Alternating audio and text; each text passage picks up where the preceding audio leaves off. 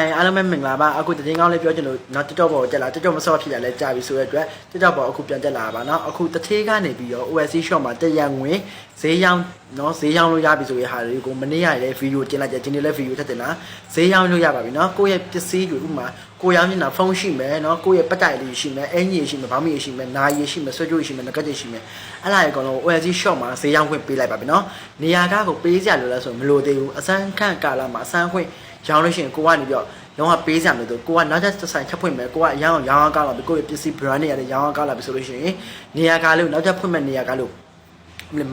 နောက်ထပ်ဖွင့်ရမယ့်နေရာကားလေးကိုပေးရမှာဖြစ်ပါတယ်နော်အခု OSC shop ကိုဘယ်လိုထောင်းရမှာလဲ OSC shop ကိုဘယ်လိုထောင်းမှာလဲမေးရလူအတွက်ကိုဒီတစ်ခါဒီမှာလည်းတစ်ခါရပြောလိုက်ပြီ OSC shop ကို Play Store မှာတွားပြီး down လို့ရတယ် down လို့ရပြီအမှတစ်ခါရမှာကိုယ့်ရဲ့ဟာ accessory ပစ္စည်းအကုန်လုံးရောင်းချလို့ရပြီနော်အားလုံးပဲဈေးရောင်းကောင်းကြပါစေ